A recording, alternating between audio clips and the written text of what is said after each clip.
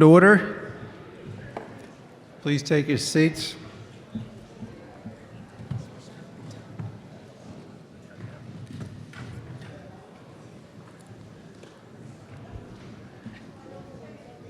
Welcome to the annual town meeting 2023. I'm Tim Goddard, your moderator.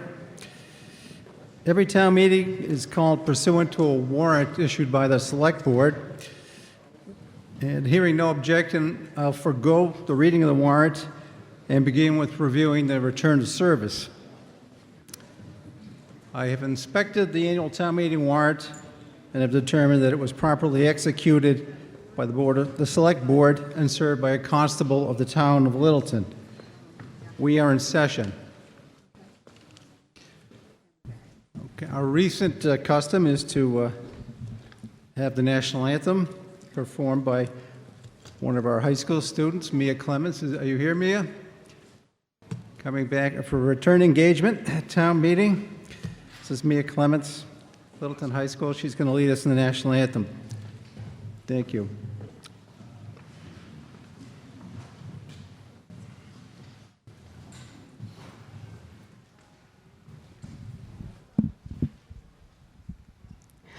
Oh, say, can you see by the dawn's early light what so proudly we hailed at the twilight's last gleaming, whose broad stripes and bright stars through the perilous fight o'er the ramparts we watched were so gallantly streaming, and the rocket's red glare, the bombs bursting in air, gave proof through the night that our flag was still there.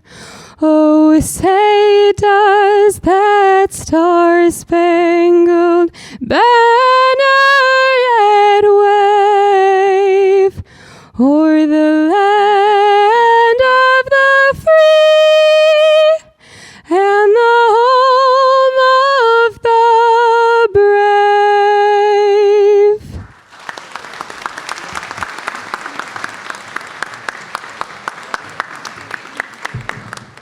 Very nice. Thank you, Mia.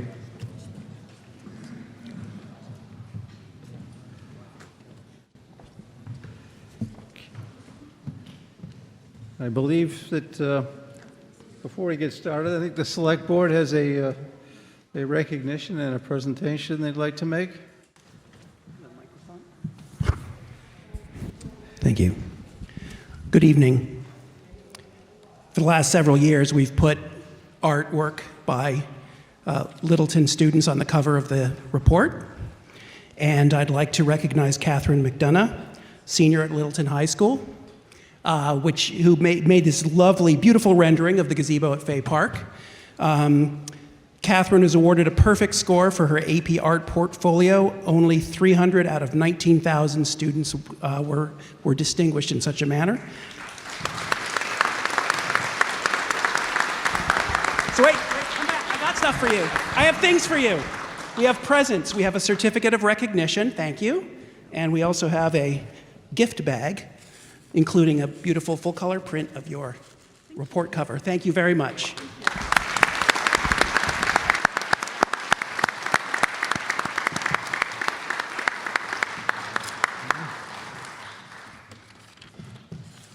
Very good.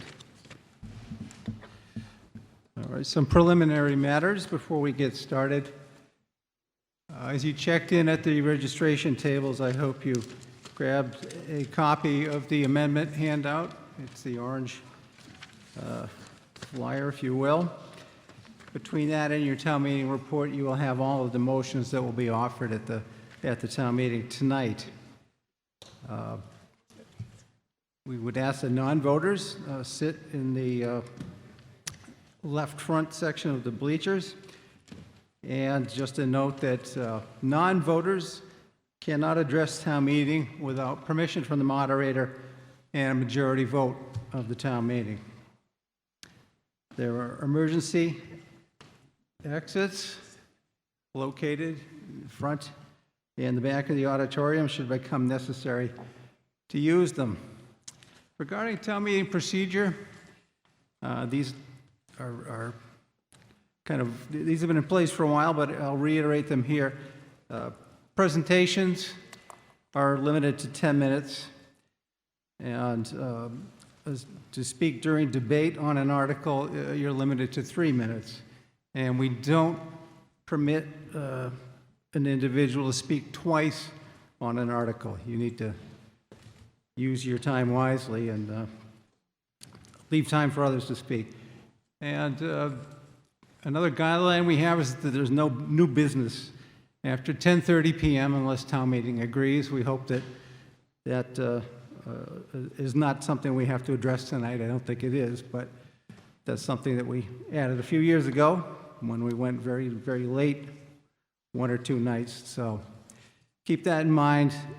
No new business after 10:30 unless town meeting says continue, and town meeting always says continue because nobody wants to come back the next night.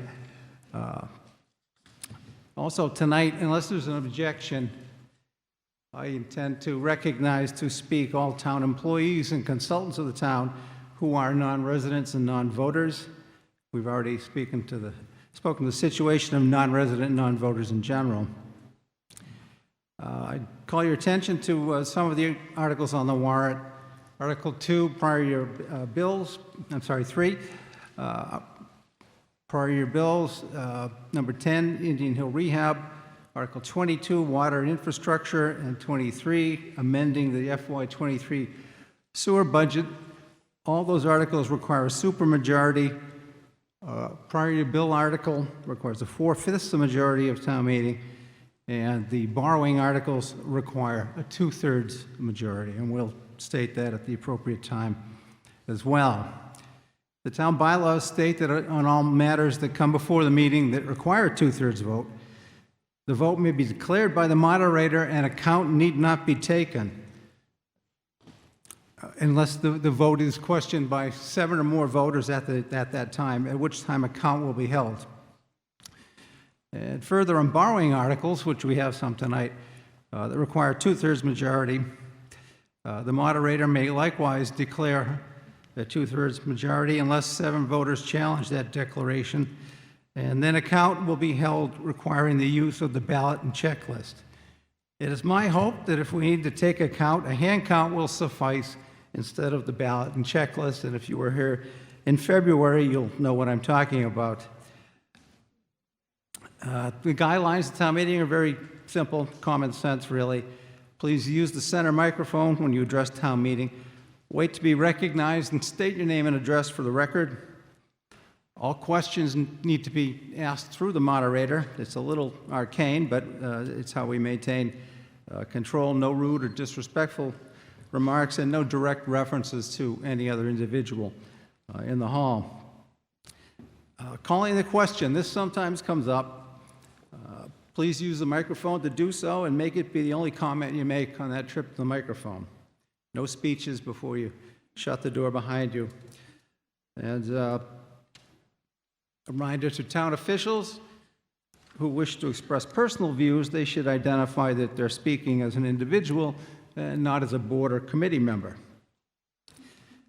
I'd like to now review the consent agenda procedure, which we've used successfully in the past. And there was actually a handout. I hope you got that. If not, I'll read to you the articles that we're going to consider for the consent agenda, which is a device by which we essentially bundle together all of the routine, non-controversial articles, annual authorizations, reauthorizations, things that generally don't create a lot of debate or controversy. And by voting them as a block, we end up saving time for the voters to debate the articles that presumably you came to talk about, the bigger ticket items. And so I'll read through the list of proposed consent agenda articles, and And I hope you got a chance to pick this up. And then we'll take a vote on those as a block. And please remember, if anyone objects to including any of the articles in the consent agenda, you can simply say hold, and that article will come off the consent agenda. It'll come up in the regular course of business tonight. So nobody need feel compelled to agree, but it is a time saver, and we found it to be useful in the past. So the articles that are proposed for the consent agenda this evening are Article 1, Town Officers, Article 2, Annual Report, Article 3, Bills of Prior Years, Article 5, Fiscal Year 2024, Department Revolving Funds, 6, Fiscal Year 2024, Water Enterprise Fund, Operating Budget, hold on number 6. Article 7, Fiscal Year 2024, Sewer Enterprise Fund Operating Budget.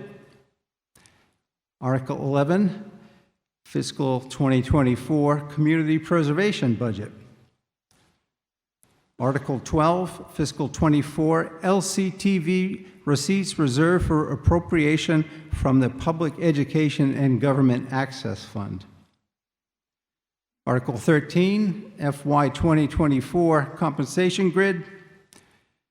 14, Capital Stabilization Fund. 15, Debt Exclusion Stabilization Fund. 16, Use of Debt Exclusion Stabilization Fund for fiscal year 2024 excluded debt.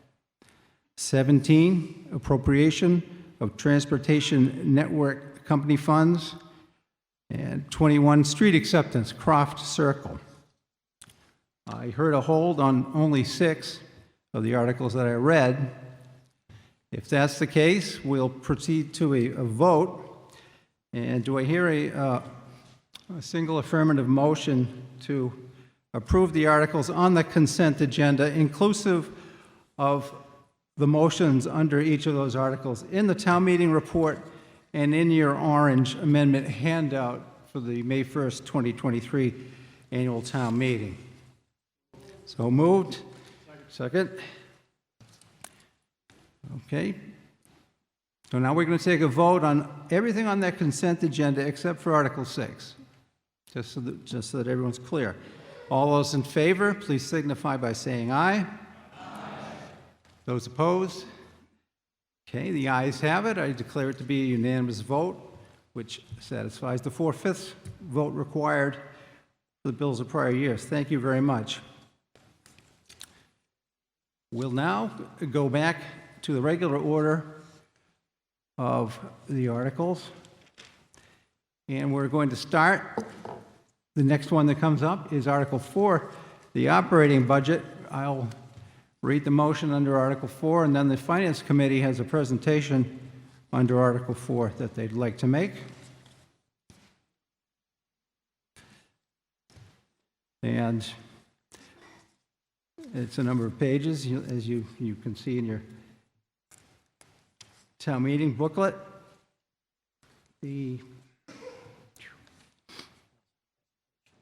Yeah, exactly. All right.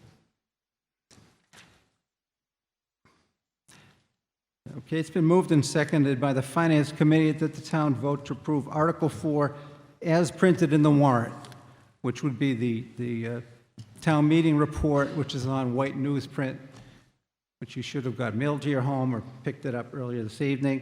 I'll now recognize the chair of the Finance Committee, Charlie Gray, to make the Finance Committee's presentation on the operating budget.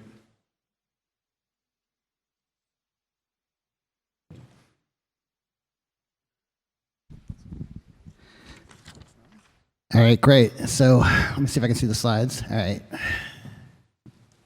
Can you see? It is. Oh, there we go. All right, so just a quick, yeah, we're on the right one. So quick highlights of the budget process this year. We just wanted to call out some of the key changes. So important to note for the town, Our bond rating continues to be strong. So Standard & Poor's reaffirmed the town's bond rating this April on the 24th. And we are still rated as a AAA, stable long-term bond rating, and SP 1+ for our short-term bond rating. These are both the highest bond ratings awarded by the S&P. So, really a credit to the town voters and all the town boards in supporting our ability to continue to be financially strong. Of note from the S&P, they noted the town possesses well-embodied financial management policies and practices with a focus on long-term sustainability and a strong institutional framework.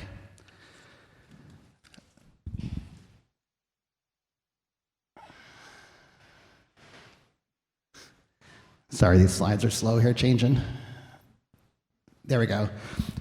So Article 4 highlights. Our total operating budget this year for fiscal 24 is an increase of $2,735,291, or a 5% increase over fiscal 23. Our town budgets have increased by $1,463,448. And our school budgets, including the technical schools, is an increase of $1,426,201. Other items in the budget decreased by $156,358. A lot of the key drivers to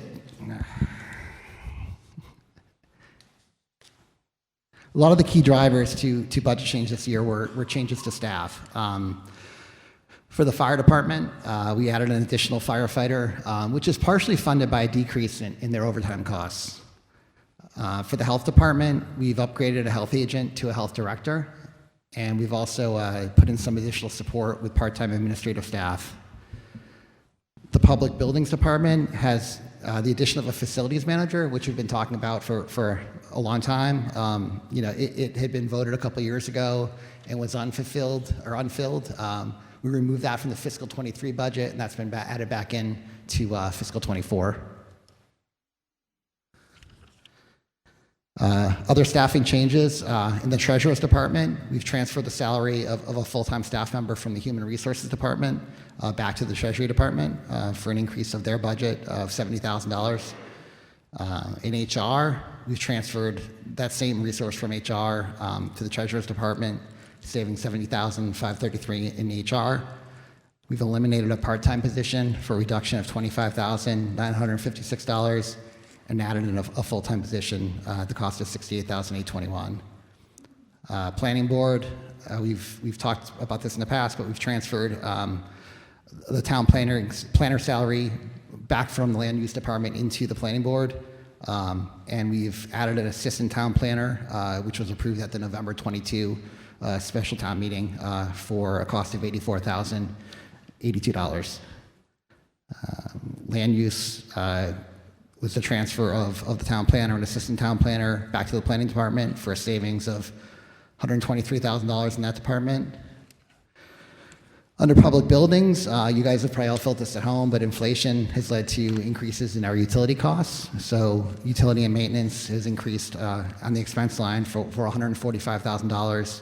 And this includes the utility costs for Indian Hill. For IT, we removed a lot of costs that were previously in the IT budget out to individual departments to better reflect the cost of business for those departments, specific to their software licensing costs. We've increased our investment in network security by $64,120, and we've also rolled out some new initiatives, including a new town website coming soon for the cost of $44,700. Wastewater management, we'll talk on additional articles as well, but there's some increased costs for the existing treatment plant, servicing town buildings, as well as some borrowing costs for the sewer.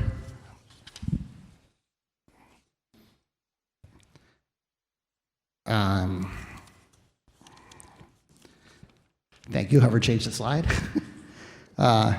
Capital spending, we're funding $1,043,000 in capital purchases under Article 9 without the need to borrow. We're also able to increase our town's capital stabilization under Article 14 by $1,155,706 to help support future projects, and increasing our debt exclusion stabilization under Article 15 by $474,539 to defer the cost of excluded debt in future years. Thanks. Okay, thank you.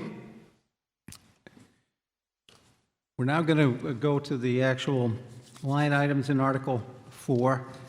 Starts on page 10 in the white booklet, and we'll handle it as is traditional in Littleton. It's technically called a partial division of the question. It simply means that I'm going to read the total of each line item in the budget. Anyone who wishes to ask a question about any of those individual line items needs to say hold. We'll put a hold on it. We go through the entire budget, take a vote on all the line items that weren't held, and then we go back and address the held line items one by one, and the voter that put the hold on it can explain what their issue is or what their question is.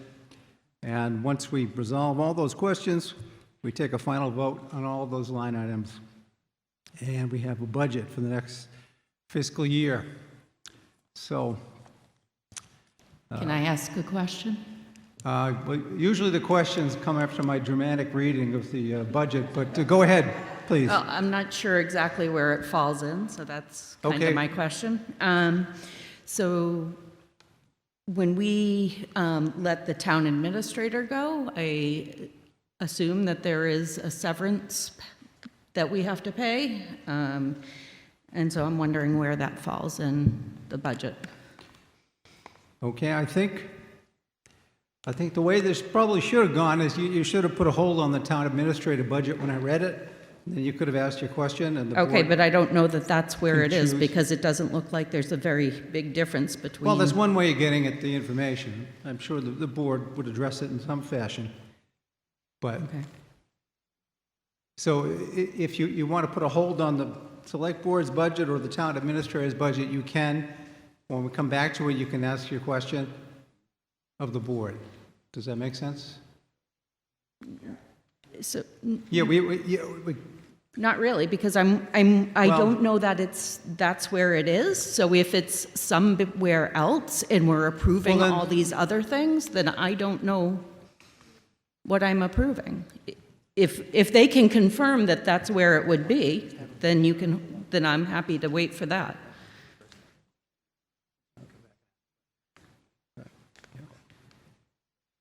the first. Well, then it's been suggested that you might want to hold on the total for the general government so that it could be identified where in fact those costs are. Okay, thank So you. when I read through all of the departmental budgets and it gets the total for general government, you would say hold, you want to talk about the total. Okay. Thank you. All right. So starting on page 10, general government. Town report, 31,800. Moderator, 100. Select board, 37,800. Hold for the select board. Town administrator, 435,377. Hold. Finance committee, 1,300. Reserve fund, 295,000. Town accountant, 395,141. Hold. Audit, 0. Assessor, 306,136. Treasurer, 348,139. Tax collector, 126,152. Town council, 260,000.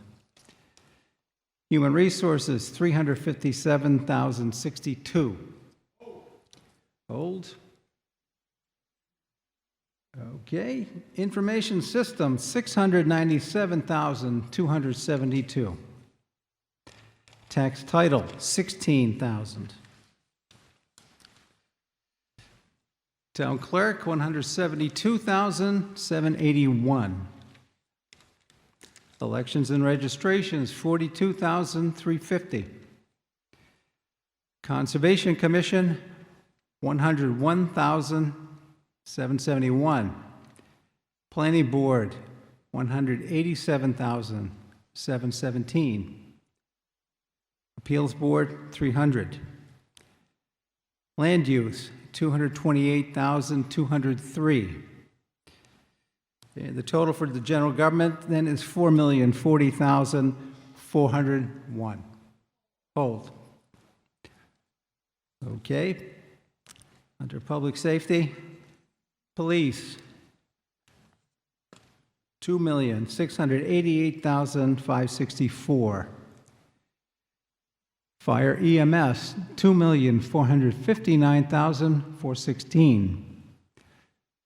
Dispatch, 690,125.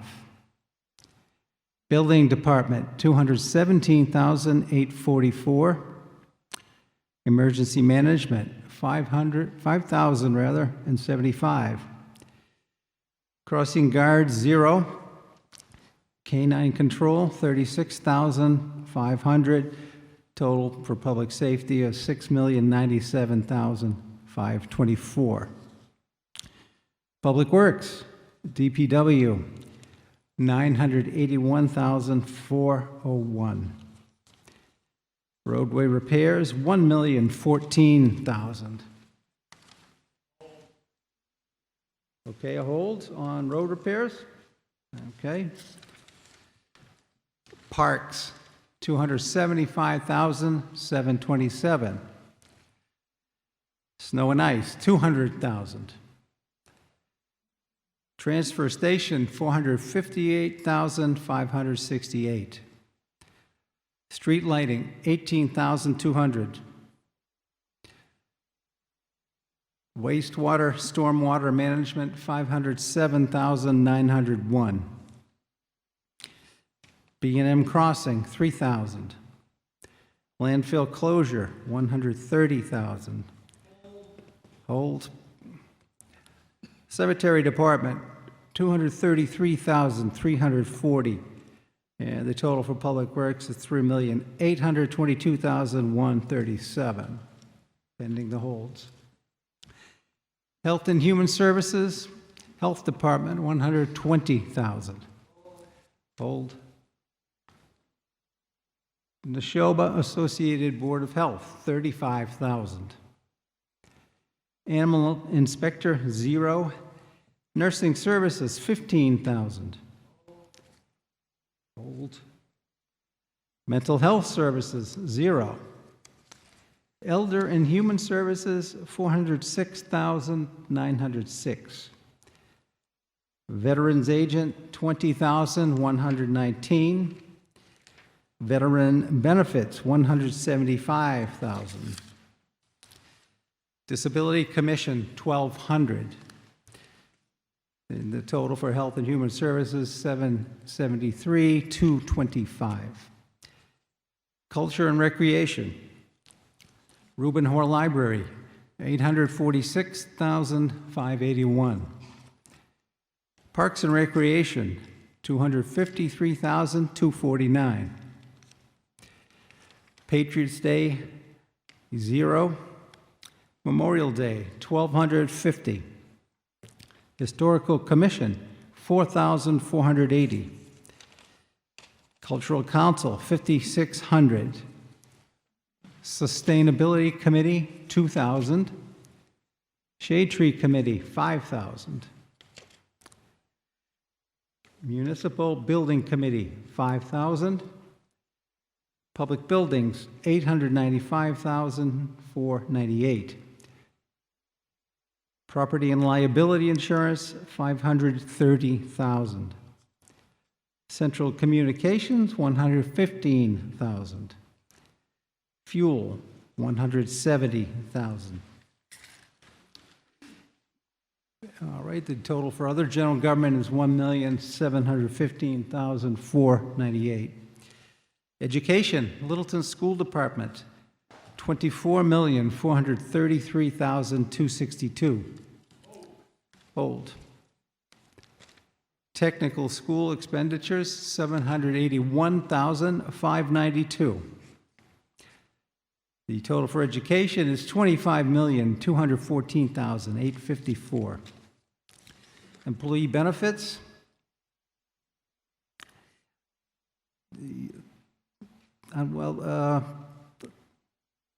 I'll read them individually. Unemployment, 84,000. Hold. Medicare, 450,000. Life insurance, 24,000. Short-term disability, 25,000. Medical health insurance, $5,485,225. County retirement, $3,073,432. Longevity, 0. Other, 25,000. Tuition reimbursement, 0. Workers' comp insurance, 205,000. The total for employee benefits is $9,371,657. Debt service. Long-term debt, $2,799,532. Short-term debt, $595,000. Total for debt service is $3,394,532. Okay, transfers to and from the general fund. Transfers into general fund, and I'll read the total here. It's $1,023,852, and I'll note that the transfer under line item 20 of $396,409 from the debt exclusion stabilization fund was voted previously under the consent agenda under Article 16. So it's presented here for information only. Okay, transfers out of the general fund, $1,870,000. And the funding summary, the total operating budget is $57,417,988, less the transfers into the general fund of $1,023,852, leaves a net operating budget of $56,394,136. Okay, we'll go back, and before we work our way through the holds, I'll take a motion to approve all the non-held budgetary line items as presented here in Article 4. Is it so moved? Second? Okay, moved and seconded. All those in favor of the non-held line items in Article 4 signify by saying aye. Aye. Those opposed? It is a vote, a unanimous vote. Please record that, Madam Clerk. Thank you very much. We'll now go back to the beginning and we'll address each of the held items in turn. The first hold we had was on the Select Board budget of $37,800. And who had that hold? Please come to the microphone. Tell us who you are. Yeah, Darrell Baker, Grist Mill Road. Excuse me. The Select Board continues to include a per-member stipend in the budget. This is unique to this town government board and not backed by a policy that provides justification nor consistency for any elected board to include a stipend in their budget. As a voter on this budget, this lack of public discussion, the masking of the stipend as a select board expense, and there's no information on stipends available from the town website, demonstrates a lack of consistency, transparency that is bothersome to me. The Select Board should initiate a formal process that results in a town government-wide policy on stipends before this or any other board votes a stipend into their budget. I put forth the following motion to amend Select Board expenses to reduce it by $11,000. I think that's from $23,800 to $12,800. Okay. Is there a second on that proposed amendment? Did I hear it? Okay, been moved and seconded. Thank you. The discussion now will be on that motion to amend Select Board expenses by reducing it by $11,000 to $12,800. Is there anyone who wishes to speak to that amendment?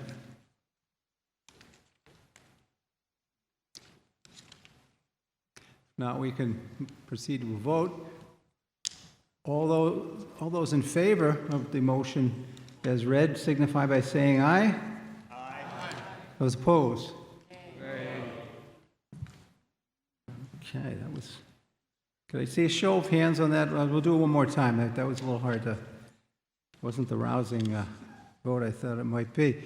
All those in favor of that amendment, please raise your hands.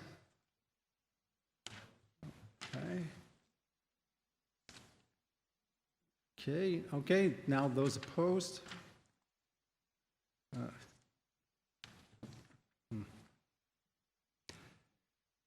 I think the ayes have it on that one. I declare that to be a vote. The new number for Select Board expenses will be 12,8.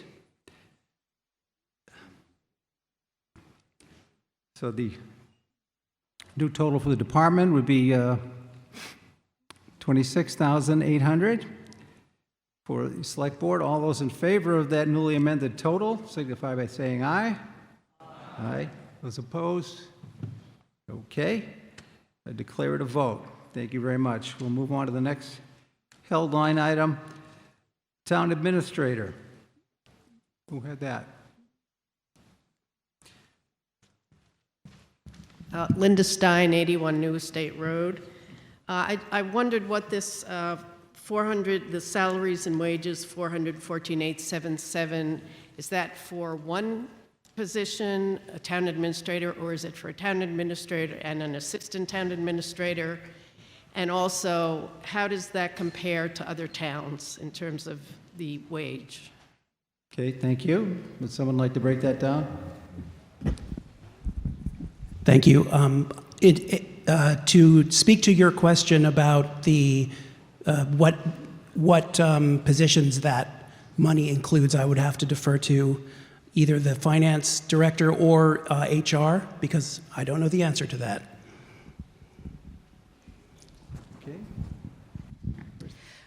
So the 414,000 that you're talking about is 3 positions as well as stipends.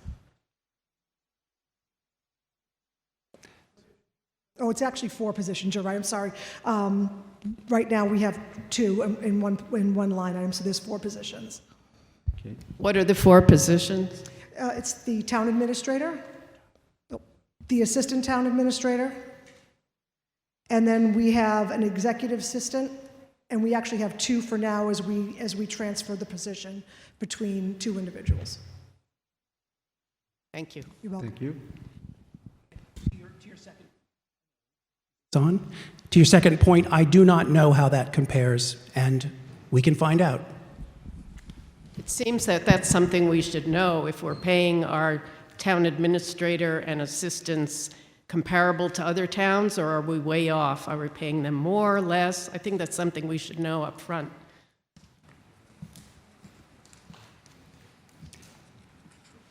Okay, I think we're ready for a vote then. All those in favor of the total of $435,377 for the town administrator's budget signify by saying aye. Those opposed? Okay, I declare it a vote, a unanimous vote at that. Please record, Madam Secretary. And we'll move then to the town accountant budget at the top of page 11. Who had a hold on town accountant? Yes. Hi, Cheryl Hollinger, 44 Tadwin Road. Just a question. We have a town accountant whose budget is $395,000, and we have a town treasurer whose budget is $348,000. Between the two of them, that's $750,000 or close to $750,000. And I'm a little curious, especially about the expenses, which are $100,000 all by themselves. Can you please at least detail expenses and tell me how many people we're covering with that much money? It seems like a lot. Okay. Thank you. Finance Director? Sure. So under accounting, make sure I'm looking at the right same number here that you're looking at. Under accounting, we have, let's see, Just shy of 400,000. You're looking at, just shy of 400,000. That's about $306,000 in salaries. That includes the finance director, the assistant town accountant. We have wages in there for a financial analyst that we will be hiring, and some hourly wages. I believe that for this year, it's for we have an intern that we have from one of the local universities, and that's for his wages, and then the rest is stipends, and there's one very small piece for longevity. So what are the expenses? Because they've gone from 40,000 to 88,000. So one of the biggest expenses is, well, actually the audit's kind of flat for this year. What? It'll be the audit. Right, but year to year the audit's the same though. So, but anyway, our audit is one of the biggest pieces. It's about $60,000 a year. And one of the issues that we're having, every municipality is having right now, is actually trying to get an auditor. I understand, and we obviously need one because we had a problem. So we definitely need one for that. Another piece is because of a lot of the open positions that have been in that department, we've had consultants in that have helped, and that's about $18,000. And the rest of it is really just really small expenses for conferences, continuing education. Okay. All right, so that's for the accounting department. And your other one, I believe, was a treasurer? Treasurer. Yeah. I must admit ignorance between the difference of a town accountant and a town treasurer, but I'm sure they're totally different. They are, and actually in Massachusetts, by statute, it has to be that way. So you have to have a treasury department and you have to have an accounting department. And as finance director, town accountant, I'm not allowed to touch cash. I'm not allowed to balance, I'm not allowed to do anything cash-wise and vice versa. So it really is by statute. In Massachusetts, we have to have that. Okay. As far as the treasurer side, that includes our town treasurer, the assistant town treasurer, our payroll coordinator, our department down in Treasury takes care of payroll, and a payroll and benefits coordinator down there. So there's 4 positions there. As far as expenses, the biggest piece of that would, again, be professional services, which is really just a lot of training, and there's a lot of certifications that we want and we encourage through the state of Massachusetts, and we really do encourage everybody in that department to get certified. Okay, thank you for answering my questions. You're welcome. Okay, thank you. We'll now move to a vote for the budget for town accountant, which is $395,141. All those in favor signify by saying aye. Aye. Those opposed? Declare it a vote, a unanimous vote. Thank you very much. Moving on to the next held item, the total for the Human Resources Department, $357,062. Yes, sir. Mr. Moderator, George Sanders, 672 Great Road. I did a little depth in looking into this expense here, and I want to thank the previous town manager here for putting 2 amounts of money in that 171 figure there, which is education reimbursement for town employees to enhance their job there, which we don't have a program for. You put 20,000 there, and there's 20,000 put in there for incentive program for the employees that work for the town of Littleton, which we don't have. My question through you, Mr. Moderator, to the town administrator, current town administrator, and to the select board, I want to know, since you're in the process of revamping the policies in the town here, will these 2 items have a policy in place by the end of July? Because it should be, because I think that you should work with human services there and find what's in other towns as to what they have available in terms of putting something in place for our fine employees that we have working for the town, which is 14 managers and supervisors and 40 employees. Okay, thank you, sir. Town Administrator? Okay. Mr. Moderator, Ryan Ferrara, interim town administrator. Mr. Sanders, I think that's our goal, is to have policies in place in terms of what we do for both of these programs, and we would be looking at other communities for other guides for that. So I think where you're taking it is where we're intending to go. I want to hear from the select board. Thank you for the question. So each year we do goals, and I know last year specifically that was one of my goals, was obviously the compensation grid, getting that in line, and starting the development of an reward program for the employees. Unfortunately, fell short on that goal this year. A lot of other priorities took place, but it's carrying into next year, and it's going to be, I'm assuming, on a few of our goals for this year to develop a comprehensive reward program, quarterly, something like that, to that event where anyone can nominate other employees for awards on a quarterly basis, and we'll have a panel that will review that. Among other things, we're researching too, looking at other programs for other towns that work, just to make us more competitive with other communities that perhaps we can't compete with salary-wise, but also it's the right thing to do to recognize employees either financially or with time off. One last question to you, Mr. Moderator, on this, is that I want to know how fast you're going to move on it.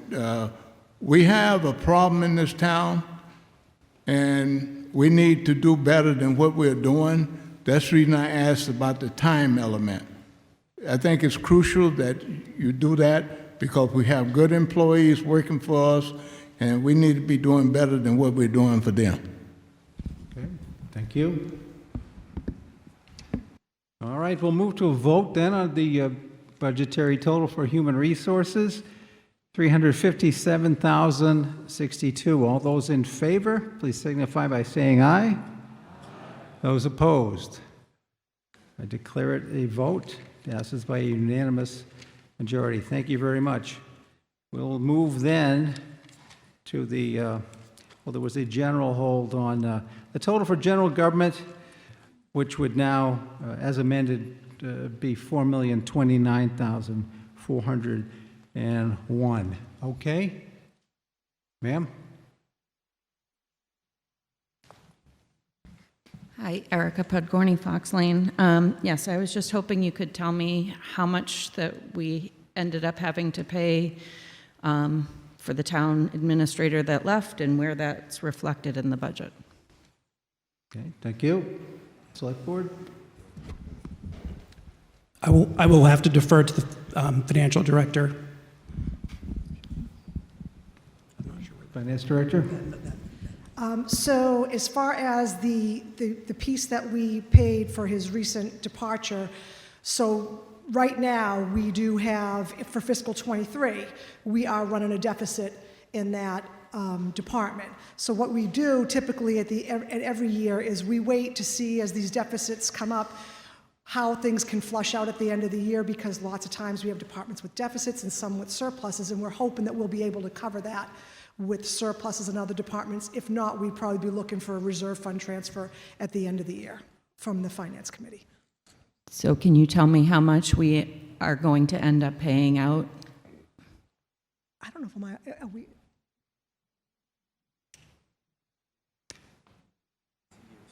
Town Council, severance agreements, is that, can that be disclosed?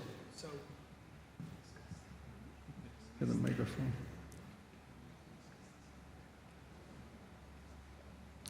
Just one second.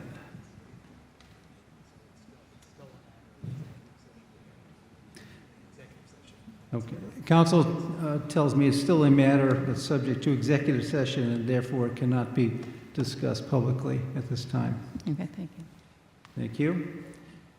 Okay, we don't have to take another vote on the total because we already got there by making the amendment earlier, so we'll move to our next held item, which is roadway repairs, $1,014,000. Okay, who had the hold there? Mr. Atkins?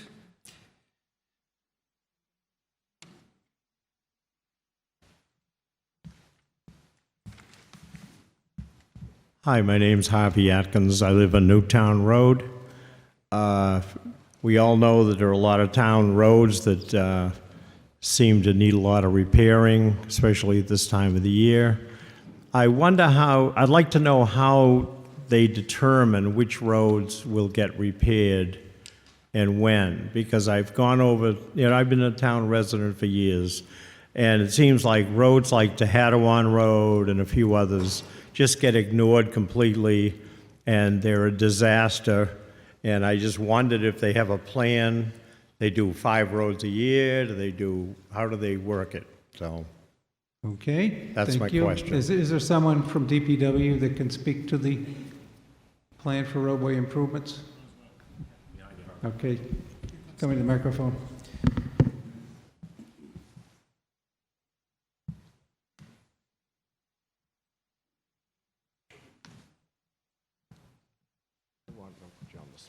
No, that's all right. You put me on the spot, that's fine. Hi, for the record, Stephen Yanley, Director of Public Works. The town does maintain a pavement management plan, which is a system that's based on grading of roads. And then also to complement that, it's just the pure eye test, if you will, rideability of the road. And that's how we generate what is typically a 5-year paving plan. Some roads move up, some roads move back. And the previous speaker mentioned Tehadawon Road. I have a bid out on the street right now to repave Tehadawon Road. Very good. terrific. Thank you. Thank you. Thank you.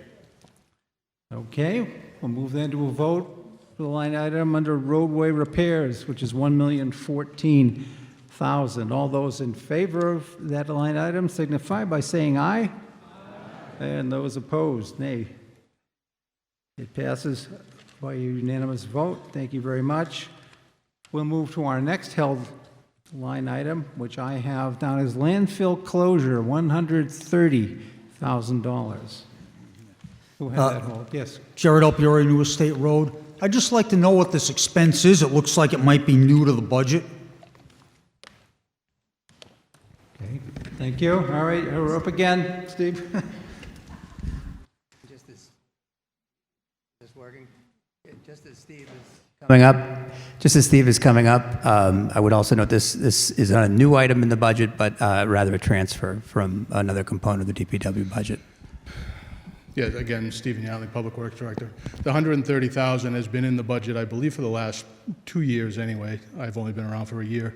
But it has been in the transfer station budget, then it was in the highway budget, and I believe it's coming back, so it's kind of bounced around a little bit.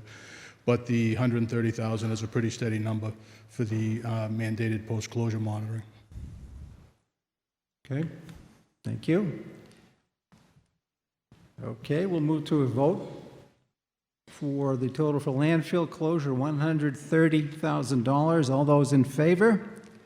Say aye, and those opposed, nay. It passes unanimously, and I so declare. Thank you very much. We'll move now to the hold that was placed on Health Department, $120,000. Who had that? Mr. Schmidt. Bill Schmidt, Fort Kinloch Road.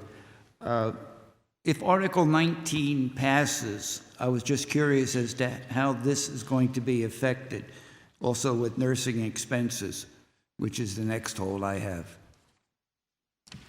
Okay, thank you. Mr. Moderator, the reference is to Article 19, which is to authorize membership in the Neshoba Associated Boards of Health. So the plan bill would be to have Article 19 go through, that we will be a member of the Neshoba Associated Boards of Health, but also to go forward with a director of public health and to have sort of a belt and suspenders approach as we move forward in the upcoming fiscal year. And the next one would be nursing services, which also has a hold. That goes up by 50%. If we're there, they're providing nursing services. This is the expense, but not salary. Right, so the $15,000 for nursing expenses, which is just underneath that, would also continue on with the Neshoba Associated Boards of Health as well, so that the provision of those services. Thank you. Okay. We'll now move to a vote.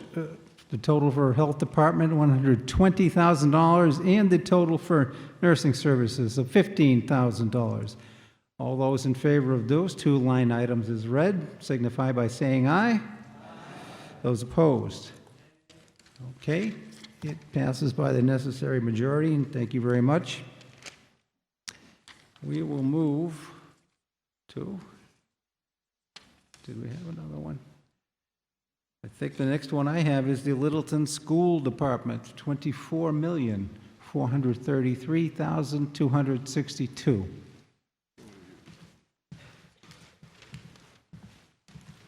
Mr. Moderator, George Sanders, 672 Great Road. I noted that Finance Committee said that there was under Article 9, which has $71,000 over there for sidewalks for the school. I want to make sure, as a member on the Disability Commission, that these sidewalks get put in place according to ADA. Because the last time they put sidewalks in up at the high school there, they did not put the curb cut in place there where it should have been. So I would like to make sure before they put anything in that the school department come before the Disability Commission and let us know what they're going to be doing so we can give them some good guidance. Thank you. Okay, I think your hold probably should have been on the capital budget. You don't have any hold on the operating budget for the school, which is this number, correct? No, I don't have. I just. You'll have an opportunity when Article 9 comes up to talk about that. Okay. Then the total for Littleton School Department is $24,433,262. All those in favor, please signify by saying aye. And those opposed? It passes unanimously. Thank you very much. The next hold I have is under employee benefits, unemployment, $84,000. Yes, go ahead. Yep. Tom Gillespie, Taylor Road. It's always great to see numbers go down, but I was slightly concerned about unfunded liabilities, et cetera. So if there's a quick answer as to why the unemployment is coming down this year, that would be helpful. Okay, thank you. Finance Director, can you respond to that? My understanding would be that there's just fewer payouts coming. We're at a pay-as-you-go system here, and there are just fewer claims coming through. Where do you go? Correct. It's a reflection of where the year-to-date trends have been. So. Okay, thank you. Then the total for unemployment is $84,000. All those in favor of the number is read signify by saying aye. Those opposed? Okay, passes unanimously. Thank you very much. So I think those are all the holds that I had. Is that correct? Madam Clerk, is that everything? Okay, so now between the initial vote on the non-held line items and the votes on all of the held line items, we now have a budget under Article 4. So thank you for that. I know that sometimes takes some time to come together. It's always a worthy discussion. Now, Article 5, we handled under the consent agenda. So we will move to Article 6, which you will remember was taken off the consent agenda. It is the Water Enterprise Fund operating budget. And it's moved and seconded by the Board of Water Commissioners that the town vote to approve Article 6 as printed in the warrant. So as you see it in your white town meeting report handout. Yes, sir. Yeah, this is a question, and it's likely not to end in a motion, depending on how the question goes. I've been stipend hunting in our budgets here. It is my understanding that the Light and Water Board has included a stipend for its members in their operating budget. In search of the Light and Water site and the town website, there's no mention or documentation of this. What is the amount total and by member of the Light and Water Board stipend? Under what authority has this been approved? Is any portion of the stipend budget included in the Water Enterprise Fund operating budget? If not, under what budget is it included, and what is the funding source for the stipend? Series of questions, probably directed to Light and Water through the moderator.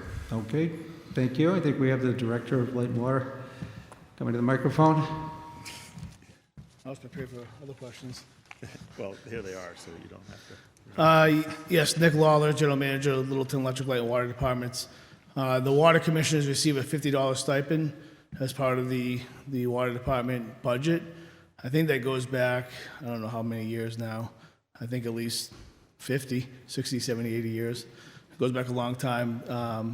There is a stipend on the electric side of it that's approved through the electric budget through state statute. But it's $50 for the Water Department as part of that stipend. Where is that in the budget? Under expenses. It's $250 total. Thank you. Okay, thank you. Anyone else wish to be heard regarding Article 6? Jerry Delpiore again. This is a good-sized increase. So what impact is this going to have on our water rates? All right, thank you. Yeah, thanks, Jerry. The water rates have already taken this into effect through the debt service charge. The big bulk of this, if you look at the debt principal interest, goes up about $300,000. That's in the debt service charge. There is no planned increase for this year, other than the debt service charge increase that follows our principal interest payments. The large capital outlay is paid through retained earnings. We have about $4.5 million in our retained earnings right now to cover those capital projects that we've been planning. Thank you. Is there anyone else that wishes to be heard? If not, we can proceed to a vote. Again, the motion is moved and seconded by the Water Commissioners that the town vote to approve Article 6 as printed in the warrant. All those in favor signify by saying aye. And those opposed? It passes unanimously. Thank you very much. Okay, we voted Article 7 previously, so we're now going to move on to Article 8, which is an amendment to the FY23 Sewer Enterprise Fund operating budget. The motion can be found on your orange handout under Article 8. I'll read the motion. It's been moved and seconded by the Board of Water Commissioners that the town transfer to the FY 2023 Sewer Enterprise Fund operating budget $106,952 from sewer retained earnings and $179,598 from debt service town short-term debt. And you'll see that the Finance Committee and the Select Board both recommend this article. Anyone who wishes to speak to Article 8? If not, we'll proceed to a vote. The motion is read. All those in favor signify by saying aye. Aye. Those opposed? It passes unanimously. Thank you very much.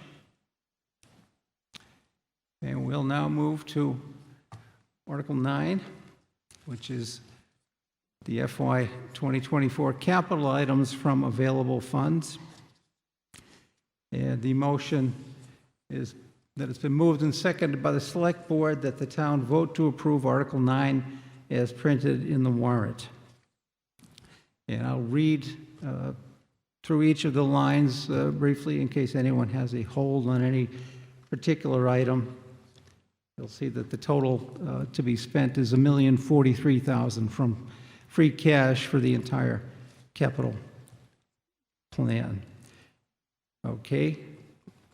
DPW Highway, 2022-23 Ford Explorer. DPW Parks, irrigation wells. Planning Department, zoning bylaw, diagnostic and recodification. Police, camera and security system. Police, replace cruisers. PRCE, pickup truck. Schools, concrete sidewalk repairs. Hold. And schools, high school HVAC unit rooftop replacement. Schools, high school roof. And schools facility improvements, furniture, floors, play structures. Okay, I only heard a hold on the school department concrete sidewalk repairs. Would you like to address that now, Mr. Sanders?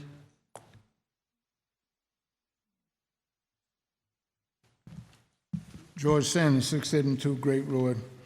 Mr. Moderator, in the past, as a current member of the Disability Commission, sidewalk repair had taken place, and they weren't done according because the chair at the time, we went and inspected all of the municipality facilities and the sidewalk, especially up at the high school. It was real bad up there. And the curve cut wasn't put in like it was supposed to have been put in. So I just want to make sure that when they get the contractor to do this, that the coordination with the school department come to the Disability Commission so we'll know what is going to take place at what school, what sidewalk, so we can make sure that things get put in place and done right the first time. Thank you. Okay, thank you. Who'd like to address that? Anyone from the school department, or is there a capital plan committee? Anyone want to tackle that one? All right, Superintendent Clenchey. Good evening, Kelly Clenchey, Superintendent of Schools. We'd be more than happy to consult with you prior to starting the sidewalk projects. Okay. I think we're ready to move to a vote. Moved and seconded by the Select Board, the town vote to approve Article 9 as printed in the warrant. All those in favor signify by saying aye. Those opposed? Okay, it passes by a majority vote. Thank you very much. We'll now move to Article 10, sponsored by the Select Board, is to fund the rehabilitation of the former Indian Hill Music School, 3236 King Street. The board is not going to offer a motion this evening on this article, and we're going to essentially pass over that, but I will allow the chair of the Select Board, Select Board Member DeCoste to address the board's reasons for passing over that article this evening. Yes. Thank you, Mr. Moderator. Back in February at special town meeting, this body voted to purchase 32/36 King Street, which is the Indian Hill Music School.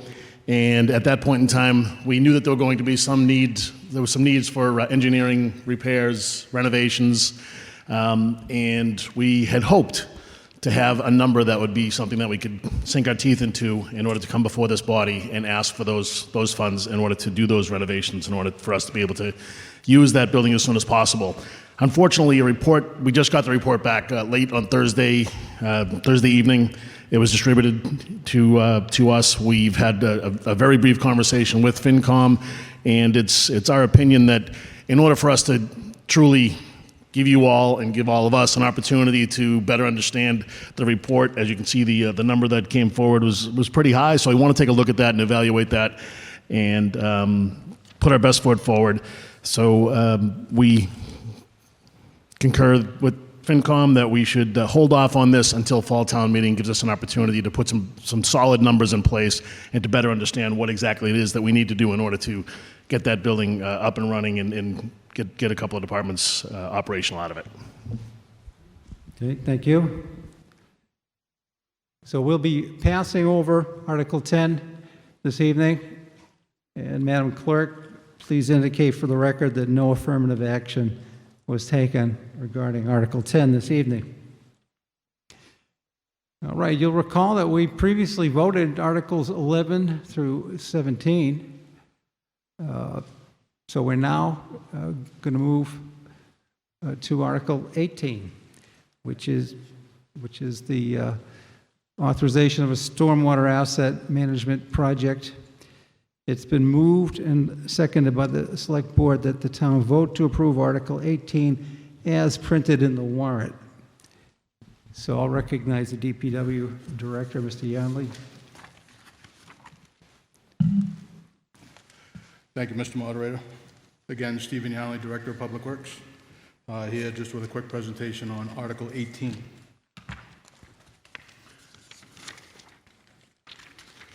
So just a brief history of what this is and what's going on here. So the town of Littleton falls under EPA's NIPD's Stormwater Phase 2 program. Since the early 2000s, it has been permitted with EPA as well as Mass DEP, and then that permit was updated statewide in 2018. Just a stormwater system is, in layman's terms, a series of catch basins, manholes, pipes, culverts, some treatment devices, could be a detention pond and an outfall, which in most cases ultimately discharge to a pond, wetland, or a stream. In some cases, newer development, that stormwater runoff is discharged into the ground and infiltrated into the groundwater. An asset management system would be a system that we could use as a tool to track, assess, analyze, and plan all facets and all assets in our system. So what will this asset management system do for the DPW? It allows us to coordinate all the assets in our stormwater system in one centralized program, GIS-based. It'll help us with our continued efforts for compliance with our state and federal permitting and the regulations. It'll conduct an updated system inventory and condition assessment of the system-wide. It'll also help us develop a 10-year capital plan for larger scale improvement projects, and then also anticipated O&M operation and maintenance budgets. And then assist us for planning, again, larger scale improvement projects, water quality improvements for system performance, as well as areas of flooding concern or potential for failure mitigation. So how does the funding with this program work? It is a reimbursable grant through the Massachusetts Clean Water Trust. This project has been applied for and approved and accepted into the intended use plan for the trust. There's $109,500 in reimbursable funds through this program. In-kind services are valued at $33,000. The $33,000 is basically staff time, programs we already have in place, and then there's town funds that would be allocated out of the roadway repair line up to $40,000. And then the funding becomes reimbursable in fiscal '24. So to touch on that, this is a rare kind of grant program. Most of these do not need town meeting approval or affirmation, I guess. This particular grant does need town meeting approval, which hence why I'm here. So the next steps, obviously, I ask for the town meeting to approve this tonight. We submit the town meeting action to DEP. We get into the final program for funding, and then I can begin work next fiscal year on this program. So with that, Mr. Moderator, thank you. Thank Be you. happy to answer any questions. Thank you, sir. Anyone who wishes to speak to Article 18 or has any questions for the DPW Director?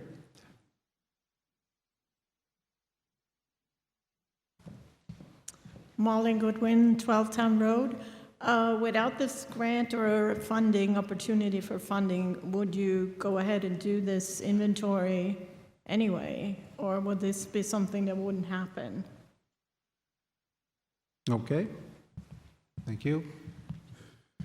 I would, without the funding in place through the reimbursable grant, I would put the project on hold until such a time that I could obtain the $109,000 that I'd be in a shortfall. Okay. Anyone else that wishes to speak to Article 18? If not, we'll proceed to a vote. You'll see that the Finance Committee and Select Board recommend this article. Moved and seconded by the Select Board that the town vote to approve Article 18 as printed in the warrant. Those in favor signify by saying aye. Aye. And those opposed signify by saying nay. Okay, it passes by a unanimous margin, and thank you very much. We'll now move to Article 19 to authorize the town's membership in the Neshoba Associated Boards of Health. You'll see that the current motion for Article 19 is on your orange amendment handout. And it's been moved and seconded by the Select Board that the town vote to amend the vote taken under Article 35 of the June 12, 2021 annual town meeting by continuing the town's membership in the Neshoba Associated Boards of Health for a minimum of 2 years, FY 2024 and FY 2025, pursuant to Mass General Law, Chapter 111, Section 27A. And the Finance Committee and Select Board both support this article. I will, does anyone on the Select Board wish to speak to this article? Self-explanatory, or do you? Okay, it's kind of speaks for itself. You'll recall back in the budget, the town provided both for the new position of health director and for continued membership in the Neshoba Associated Boards of Health.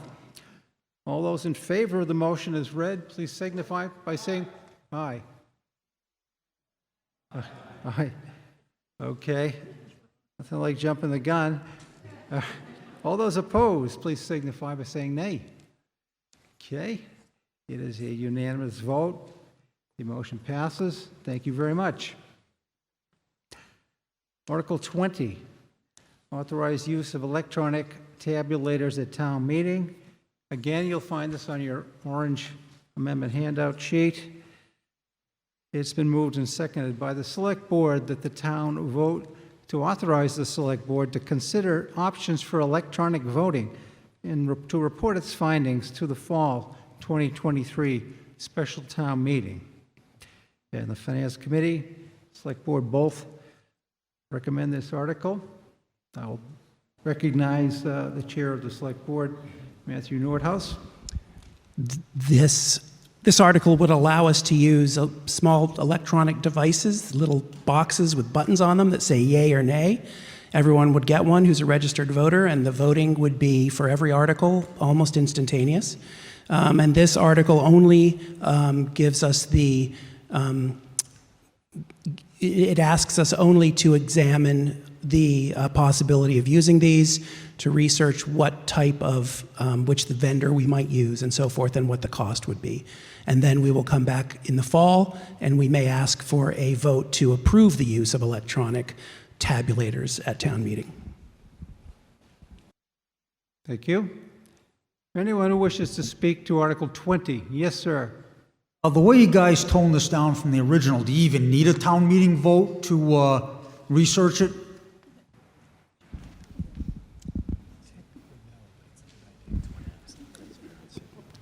Technically, no, but we think it's a good idea.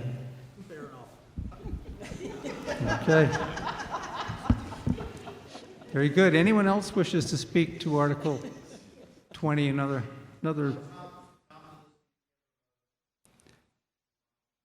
Yeah.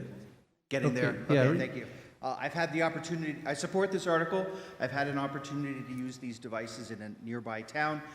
They are very helpful. However, I would strongly encourage you to include a focus group or a little test session, particularly with the seniors. They can be a little bit confusing, and no, I'm a senior myself. They can be sometimes a little bit disenfranchising with the feedback associated with them. You'd think that would be obvious, but my experience has been not so. Doing some test runs with the right collection of people would be a great way to go. Thank you. Okay, thank you.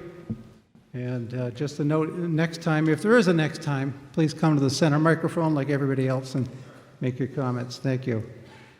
Okay. One item. If there's anyone else? Yes, sir. Darrell Baker, Grist Mill. Can we just reword what this article is actually titled? Because it does imply that we're authorizing use of electronic voting versus authorizing a study for that. You have to actually go into the motion to understand that subtle difference. Yeah, I would say the language may be imprecise in the description of the article. What you're voting on is the motion only, so the title is not really material. All right, thanks. Just the motion. Okay, anyone else? If not, we'll proceed to a vote on the motion as read. All those in favor signify by saying aye. And those opposed? Okay, passes by the necessary majority, and I declare it a vote. Thank you very much. Well, you'll recall we voted Article 21 earlier, accepting Croft Circle as a town way. This will bring us to Article 22, Water Infrastructure Budget. Again, you'll find it on your orange handout. All right, and it's kind of a complicated motion. I'll read it to you. There's a lot in it. Moved and seconded by the Board of Water Commissioners, the town vote to appropriate $19,200,000 for the purpose of funding the development of a new water source, a new transmission main to connect that source to the Whitcomb Ave treatment plant, and new water main infrastructure to extend water services into the town of Boxborough for the town of Littleton Water Department. And then to meet this appropriation, the treasurer, with the approval of the select board, is hereby authorized to borrow said sum under and pursuant to Chapter 44, Section 8, Paragraph 5 of the general laws, or pursuant to any other enabling authority, and to issue bonds or notes of the town therefore. And further, that although the borrowing authorized by this vote must constitute a general obligation of the town pursuant to Chapter 44 of the general laws, it is the intention of the town that the repayment of any borrowing authorized hereunder shall, in the first instance, be made from water system revenues, and that all or any portion of the borrowing authorized by this vote may be obtained through the Massachusetts Clean Water Trust, the trust, in accordance with Mass General Law, Chapter 29C, as amended, and the Treasurer, Select Board, and any other town official or officials as the Select Board may designate or authorize to file for and accept any financing and financial assistance for the project that may be available to the town from the trust and from any other sources, and that the Select Board and any other appropriate officials or boards of the town are authorized to assess and collect betterments and or assessments to offset the cost of this project, provided, however, that this authorization shall be contingent upon the execution of an intermunicipal agreement prior to July 1, 2023, between the Littleton Board of Water Commissioners, the Littleton Select Board, and the Boxborough Select Board, authorizing the Littleton Board of Water Commissioners to provide water to certain residents of Boxborough, and requiring the town of Boxborough to assess and collect betterments for the construction and installation of the project. Okay, there was a meeting earlier this evening, and the Select Board and the Finance Committee considered their recommendations for this article. I'll let each board in turn make their recommendations to town meeting at this point. Select Board? The Select Board voted to recommend this article. Thank you. Finance Committee? Yeah, the Finance Committee also voted to recommend Article 22. Okay. I believe that there's a presentation from the Water Department. You may, All right, thank Go you, ahead. Mr. Moderator. I'm Corey Godfrey, I'm the Water and Sewer Superintendent at LELWD. I'm going to talk about the first three bullets up on this slide right here that are pertinent to Article 22. It's really two pieces of a larger project. So it's the Taylor Street well, which I'll talk about first, and the Boxborough water extension, which I'll talk about second. Next slide, please. So the Taylor Street well project is taking place at 153 Taylor Street. There was a little bit of history. There was, back in 1986, there was a test well installed on that property. It was then owned by Digital. A pumping test was performed on that test well, which confirmed that it was a high yielding well, meaning it's a large source of water supply that the town could use. Unfortunately, at that time, there was trouble obtaining the property. So that was the end of it for 35 years until 2021, when a new property owner built an Amazon warehouse there and donated 58 acres of that land to the water department, including the location of the test well from 1986. So the water department decided to go out and sort of reconfirm that this would be a good source of water supply for the town. So we conducted another pumping test and proved out that we can get at least 500,000 gallons a day of water out of that well, which is a very good source. We've completed all the permitting with Mass DEP, or we haven't received the permit yet, but we expect that this summer. We've done all the work to get that permit. And this project's really an important one for the town. As the town grows, we do need more water. And as some of you may know, we've been working on other potential sources of water supply in town. This one is sort of the most expedient one to get access to more clean water. Yes. So this next slide goes into the other piece of the project, the Boxborough water main extension. And I'll talk about how these two projects relate after I get through this slide. So there's 11 small public water systems in the town of Boxborough that have contaminated wells. The town of Boxborough has no municipal water supply, so these are, condominium associations with their own well. It's considered a public water supply because of the number of people that it serves.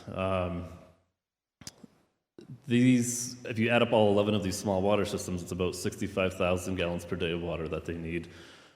With the discovery of the Taylor Street well, or our acquisition of that land, it becomes feasible for us to help out those small water systems by extending water main from Littleton into Boxborough and serving them.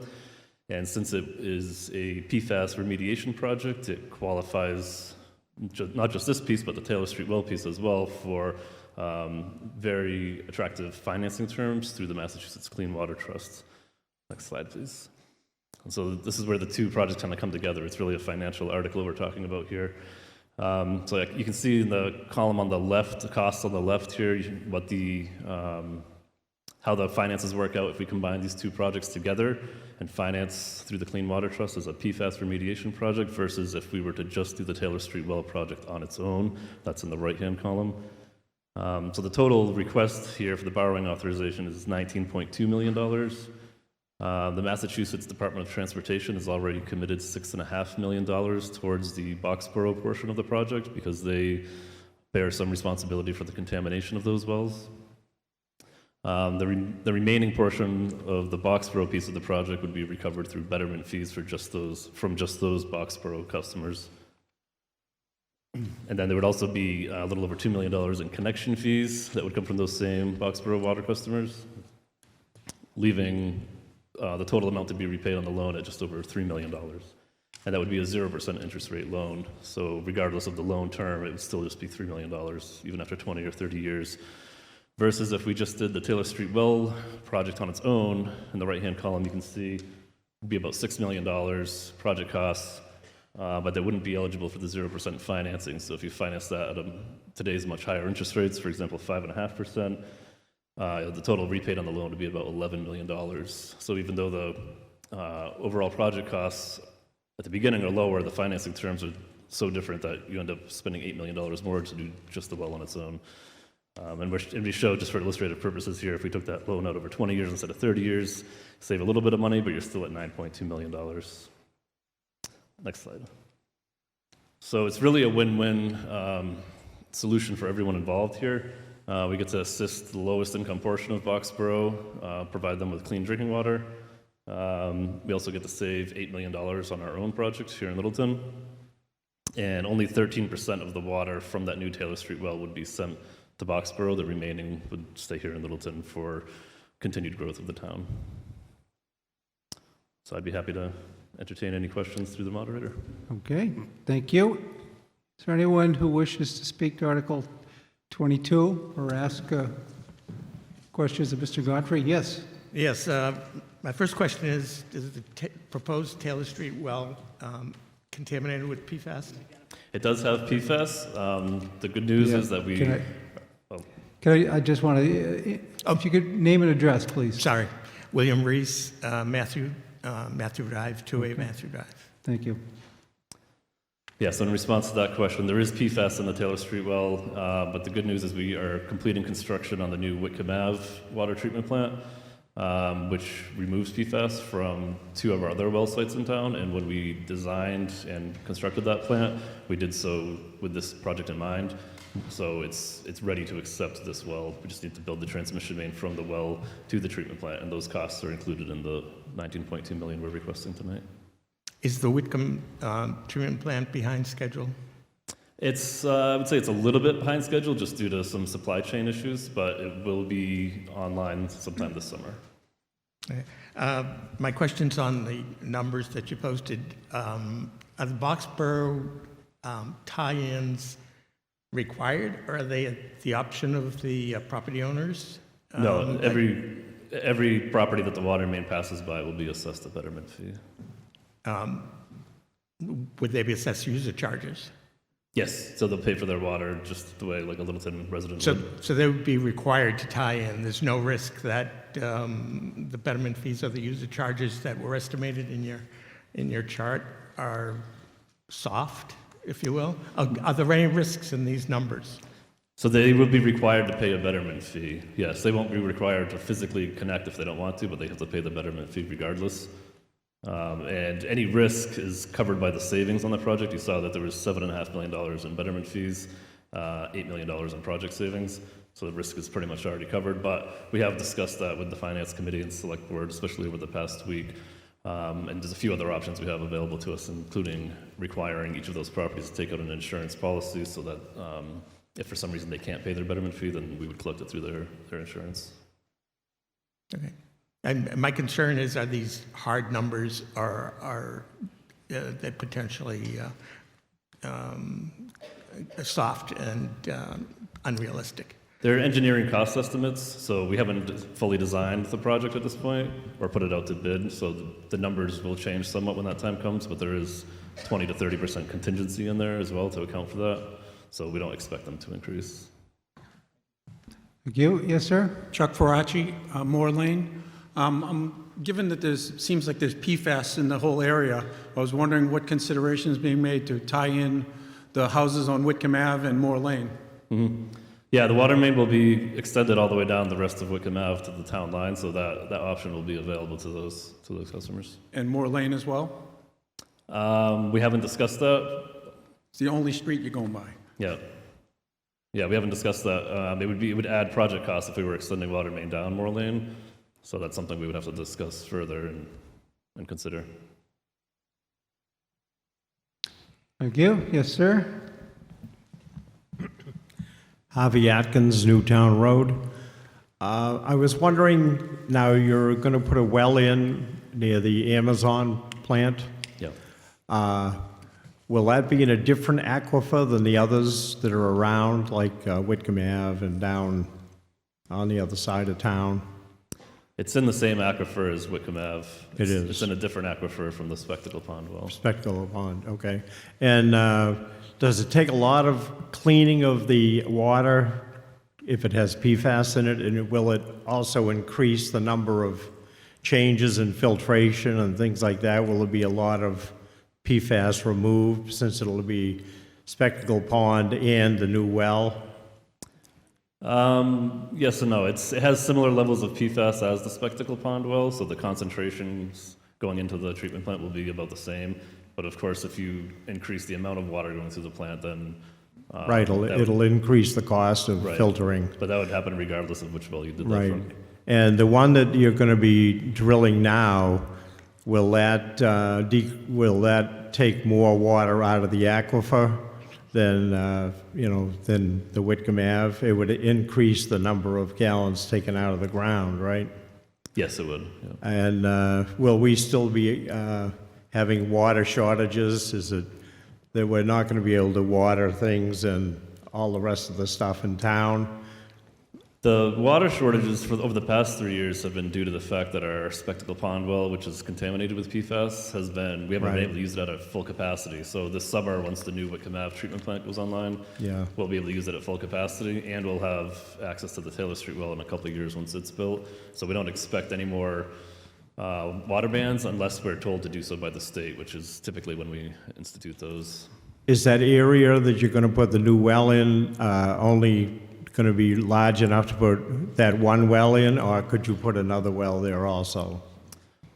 Oh, it's large enough where if we needed to in the future, we could put another one in nearby, yeah.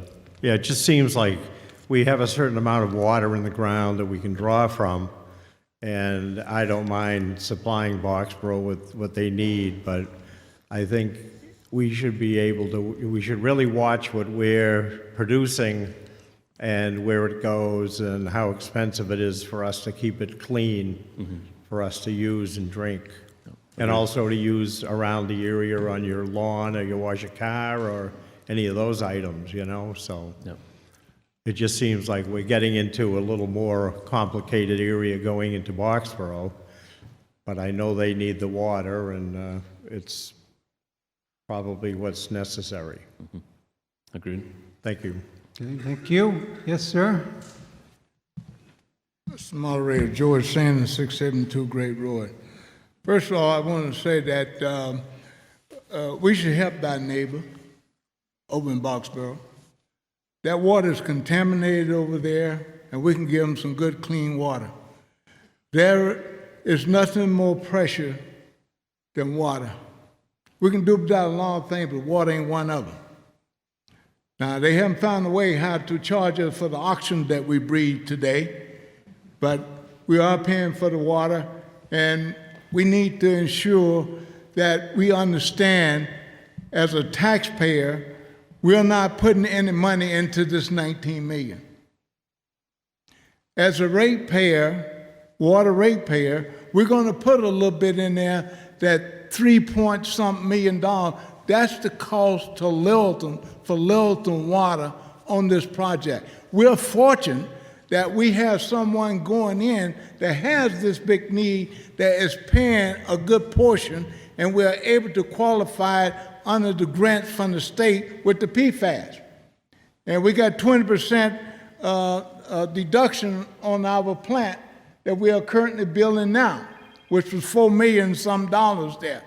So we need to help Boxborough with this project, because it is going to get clean water to the children and the elder and the adults down there in these 11 complex that they have down there.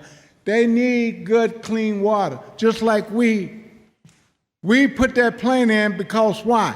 Because we need to clean the water up, and under the Clean Water Act, EPA now is studying proportion, I think it's 20 per trillion on this PFAS now. Before, DEP, which is the state, came up and said, oh, it's 20. That's why we had to put that temporary line in from one plant over to the other plant to reduce it. This is important that we understand water is a commodity that we can't do without. We need to clean the water, and with Littleton doing what they're doing, they're bending over backwards, and I'm glad to know that we have a finance committee and a select board that's willing to work with Boxborough over there and get them squared away and serve their people there, because this is what these officials are supposed to be doing. They're supposed to be helping the people. That's exactly their job. So we got the water department here going over backwards to do for them. And you don't always find that with another community wanting to do something for somebody else. It's important that we do the right thing and do it all the time, and we'll be blessed the way we've been blessed. Thank you, Mr. Moderator. Okay, thank you. Yes, sir? Dominic Ryan, Newtown Road. If I wasn't already convinced, I certainly would be with that eloquent speech. I do have a question about the long-term use of the aquifer. You mentioned it's drawing off the same one. Do you have the ability to model what happens long-term? Is there a point where the aquifer risks being depleted? And have you thought about how that plays out? Yeah, that's actually part of the, when I mentioned the pumping test earlier, it's actually a very detailed study that the Mass DEP requires whenever you're proposing to build a new well. So as part of that study, we pumped the well for 15 days, monitored dozens and dozens of locations to measure groundwater as it declined when we pumped, as well as the surface water, and then our consultants built a model to project how that would look in the future. And that model shows that it's a sustainable use of water into the future, and that's what Mass DEP is looking for when they permit that well. Thank you. Yep. Okay, yes. Hi, Karen Morrison, 11 Spruce Street. I had a question. Article 22 is contingent on the successful negotiation of an intermunicipal agreement between Boxborough and Littleton. Can you give us an update on what the status is of the negotiations of that agreement? Yeah, they're going well. We've been negotiating that with them for a few months now. That was a topic of discussion last Monday with the Select Board and the Finance Committee. And our town council's had additional conversations with theirs since then. We're just working out the final details there. That IMA, or intermunicipal agreement, essentially outlines the process for Littleton to collect the betterment fees through the town of Boxborough. And that's where that conversation around potential risk came up. Sure. So we're working through those negotiations now to ensure that risk is covered in the IMA. And since the select board meeting, are you feeling confident that we'll get there? Yes, Okay. very confident. Thank you. Thank you. Yes, ma'am? Andrea Curran, 20 Middlesex Drive. Are all these PFAS, is that something that has already happened, or are we doing anything to address the problem now? Like, is there anything we can do to prevent it from increasing? There's not much we can do here in Littleton to prevent it from increasing beyond what we already do. So one of the activities that the water department undertakes is to monitor groundwater at all of the commercial properties within our drinking water aquifers. So every summer we sample groundwater monitoring wells for PFAS and other contaminants, and to see if they're increasing over time and if they're representing a threat to the drinking water. So we'll continue to do that. But at this time, we don't know the specific source of PFAS at any of our wells. Thank you. Yes, sir? Chase Gerbig, 1 Oak Ridge Road. Corey, I had expressed this to you. This is more directed at FinCom and the Select Board. In the context of negotiating the intermunicipal agreement, my expectation is that we are working with the town of Boxborough to share in any proceeds that they receive from class action lawsuits associated with PFAS contamination. It would not be equitable to the town if the town of Boxborough were to receive a settlement there, and the town of Littleton is working to help them resolve their PFAS issues, and the town of Littleton not see some benefit from that class action lawsuit. And I understand that you're working through the intermunicipal agreement. The details aren't fully fleshed out yet, but my expectation would be that that is reflected in some way, either in the intermunicipal agreement or in some additional agreement down the road, understanding that the class action lawsuit associated with PFAS contamination in groundwater could have a sort of long time frame to go with it. But to the extent that the town of Boxborough benefits and we're helping them solve that problem, there should be some sharing in that benefit down the road. Thank you. Thank you. Yes, ma'am?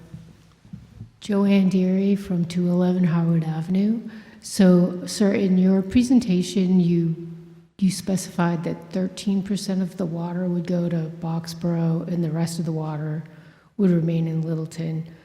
I wonder, like, how is that, if they need more water than 13%, would we give it to them? Is that like a hard and fast limit? And how would changes to that be negotiated or decided? Yeah, so we'll need to enter into individual, in addition to the IMA, there will be individual agreements with each customer in Boxborough, between them and the water department, specifying the amount of water that we're able to sell to them. And then, of course, we meter that water as we sell it to them, so we'll be able to monitor that and enforce that. And if they did request additional water, that would be something they would negotiate with our Board of Water Commissioners. Thank you. Thank you. Okay. Yes, sir. Yeah, Michael Zeldin, 11 Loann Street. This is just a question of keeping up.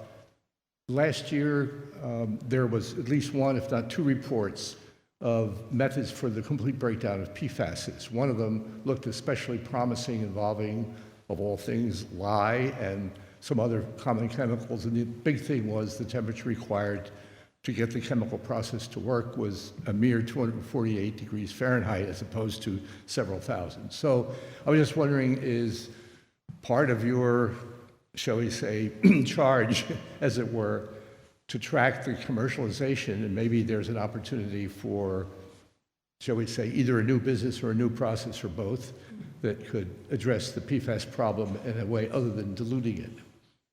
Yes. Thank you. Thank you. Yeah, we obviously keep very close tabs on the technology as it evolves, always looking for the most cost-effective option out there for treating our water. We won't be diluting the water anymore with the new Whitcomb Ave treatment, but we'll be removing the PFAS from the water with activated carbon filters. But yes, we keep track on the technology as it evolves, and if there's becomes available a better solution, then we'll pursue that. Thank you. Yes. Hi, Cheryl Hardy-Ferracci, 8 More Lane.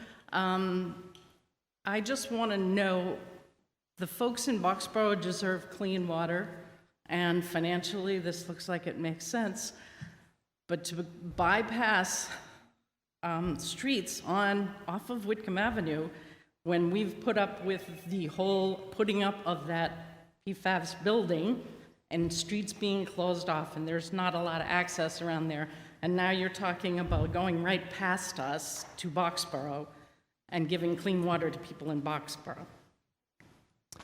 Yeah, well, like I mentioned earlier, we'll be able to connect anyone on Whitcomb Avenue where that water infrastructure is going. We didn't include any additional side roads in this $19.2 million borrowing authorization, but as with any other road in Littleton, if municipal water is desired there, you can request that from the Board of Water Commissioners, and we could pursue that as a separate project. Okay, thank you. I think we're ready for a vote on Article 22. And again, the motion's on your orange handout. Under Article 22, and it requires a 2/3 vote because it involves borrowing. Yes. About what? From the Select Board. Yeah, go ahead. Yeah. Chuck DeCo, Select Board. We did meet previously this evening, and the Select Board and FinCom, we always look to the FinCom to give us some recommendations, some guidance, and they are our advisory board in all things financial. So the Select Board would be looking for a recommendation for the impact as we move forward with the intermunicipal agreement. So I just wanted to make sure that that was stated and put on the record. Okay. As I was saying, I think we can move to a vote. Under Article 22, it requires a 2/3 vote because it is a borrowing. I will attempt to get this by means of a voice vote. The moderator can declare a 2/3 vote on a voice vote. Failing that, we will try to do it by hand count rather than the ballot and checklist, which is a bit cumbersome to say the least. So all those in favor of the motion as read under Article 22, please signify by saying aye. Aye. Those opposed? Okay. I declare it passes by the necessary 2/3 majority, and it is a vote. Thank you very much. We will now move on to Article 23, also a borrowing article, also requires a 2/3 vote. It's been moved and seconded by the Board of Water Commissioners that the town vote to amend Article 12 of the October 25th, 2021 special town meeting by raising the appropriation from $25 million to $29,438,000 an increase of $4,438,000 to pay costs for the design and construction of the Littleton sewer system expansion, Littleton Common Area, including costs incidental and related thereto, and authorize the treasurer, with the approval of the Select Board, to borrow said sum under and pursuant to Mass General Law, Chapter 24, Section 7, Paragraph 1, Section 8, Paragraph 14, or any other enabling authority, and to issue bonds or notes of the towns therefore. Any and all portion of the borrowing authorized by this vote may be obtained through the Massachusetts Clean Water Trust, the trust, in accordance with Mass General Law, Chapter 29C, as amended, and the Treasurer, Select Board, and any other town official or officials, as the Select Board may designate, or authorized to file for and accept any financing and financial assistance for the project, may be available to the town from the trust or from any other sources. Any premium received upon the sale of any notes or bonds approved by this vote, less any such premium applied to the costs of issuance of such bonds and notes, may be applied to the payment of costs approved by this vote in accordance with Mass General Law, Chapter 44, Section 20, thereby reducing the amount authorized to be borrowed to pay such costs by a like amount. The Select Board and any other appropriate officials, boards of the town, are authorized to assess and collect betterments and or assessments to offset the cost of this project. And you'll see that the Finance Committee and Select Board both recommend this article. We'll now have a presentation from the General Manager of the Light and Water Department. Thank you, Mr. Moderator. Hopefully the presentation is shorter than the motion you just read. In simplicity, this is really just an amended authorization. We got a $25 million borrowing authorization, I believe it was the fall of 2021. And of course, a lot has changed since the fall of 2021, and construction costs have really exploded. And we need a $4.438 million increase in that borrowing authorization, which lines up with the Clean Water Trust loan that we have received. It's a 1.5% interest loan, so it's a very good loan terms for this project. And we talked to the Select Board a few times about this, FinCom. We had a public forum on Tuesday. And really just want to take this opportunity to kind of bring everybody up to speed with the project, because it's been a project that's been underway now for about probably 20 years, start to finish. We have an existing sewer system. It's at the high school right now. It feeds 6 municipal buildings. That system is end of life. And this system, it will be a lot much larger than that system. We'll have more users, but it replaces that end of life system. So it's an important project for us for many different reasons, and really became financially feasible in that fall of 2021 when we partnered with the Poli companies in the development of 550 King Street, who's going to be 62% of the users and will be paying the bulk of the project cost. Next slide, please. So since that fall town meeting, we went through a site selection, and one of the things we heard loud and clear back when the Select Board had this department was to make sure we go through a thorough site selection, which we did. We hired an engineering firm. They selected 3 different sites, went out for an RFP, and 242 King Street was chosen as that parcel. We then designed the treatment plan on that parcel. We want to kind of show it here to the town meeting. A lot of it's underground tankage. The darker lines are the 1,400 square feet building that will hold all the processes that you need in a sewer plant. But most of it's up against 495. It's hidden from the public, which is what made this site very desirable when it fit the selection criteria. Right now, we're underway construction on the discharge site, which is at the high school. That's where the current one is. This is a whole new discharge site. It's not related to the existing one. I really want to thank the school department, who've been incredible partners on this project. We've been very disruptive, and they've been great to work with. Couldn't imagine a better partner on this project.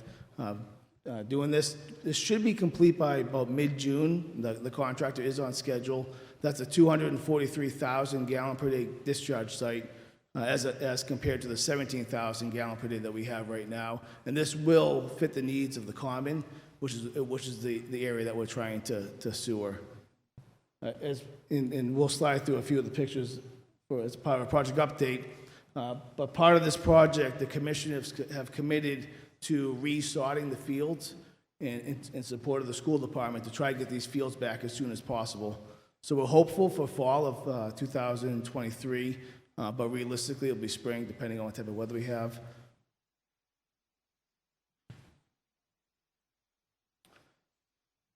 So we wanted to show a picture of the existing system because it's not the best, it's not the greatest thing to look at. But the ask itself is to increase the borrowing authorization from $25 million to $29.438, which again matches our SRF loan. These numbers are known now. When we came in front of you guys in 2021, we didn't know what the project costs were. It wasn't 100% designed. It wasn't out to bid. We have real numbers now, so this will be the final cost of the project. And if you can see this, these are all the numbers broken down. And there's been a lot of town meeting articles. We wanted to show the true expense, the total cost of the town, but there's been a lot of town meeting articles over the years that have either done design, done land acquisition, the discharge site. So we wanted to show those all out and show the cost of the project, and then also show the funding sources behind them. And we're only about $3 million short, but we're worried about contingencies, especially when you start digging up roads. So it's why we're asking for the full amount for the loan authorization. It's a not to exceed number, so if we don't spend it, it will be rescinded at a future town meeting. Any questions? Anyone who wishes to be heard regarding Article 23?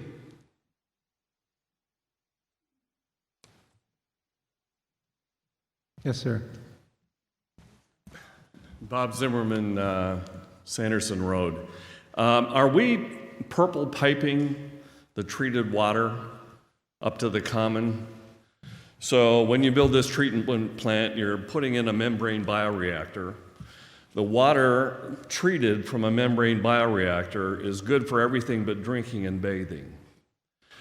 We should be reselling that water to help pay down the cost of the installation of this plant.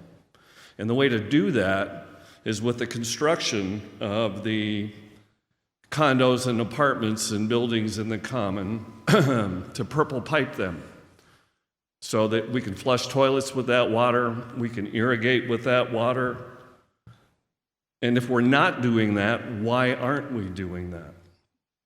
Yeah, we looked at that. I believe that was looked at for several years. Financially, it doesn't bear fruit. So at this time, we're not doing that. How does it not bear fruit?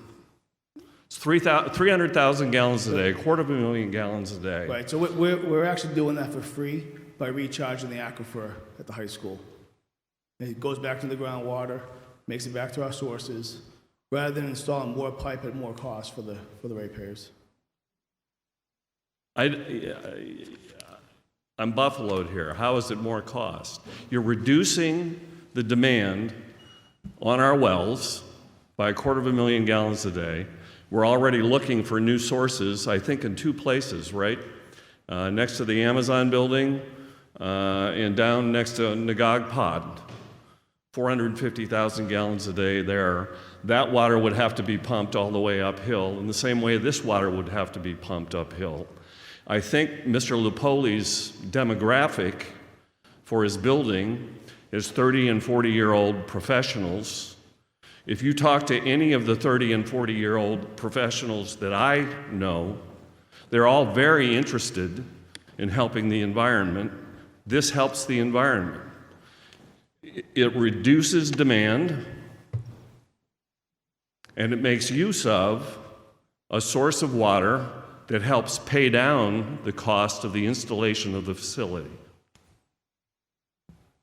I've answered the question already, but it doesn't sound out economically. That doesn't bear fruit. I would at least recommend that when we install the sewer pipe, we put in purple piping so that it can be used, because the incremental cost of just putting in the piping is next to nothing. Yeah. If we had to come back and do it, that means you got to re-dig up the road and the cost escalates. Could I make a amendment to the article. You may.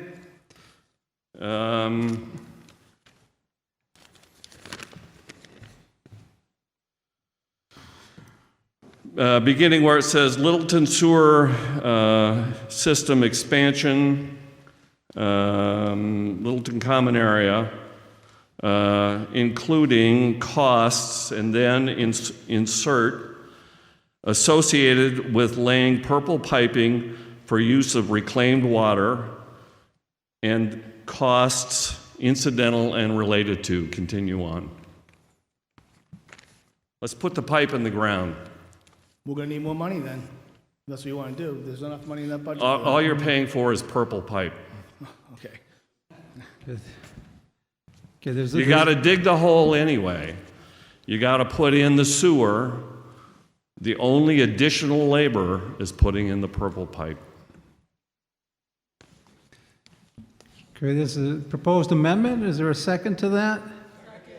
Second. Okay. Well, now. What's that? Here's the number. Okay, Bob, could you come forward and town council would like to see a proposed amendment first?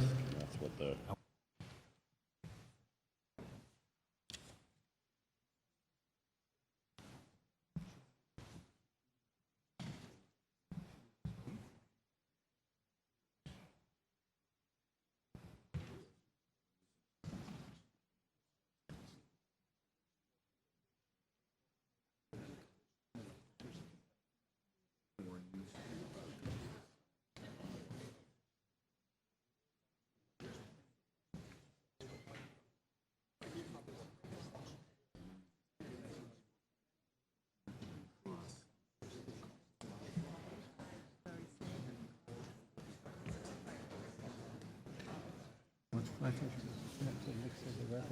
already, right? I just want to. Okay, it's been moved and seconded to make the amendment that Mr. Zimmerman. Have you got it?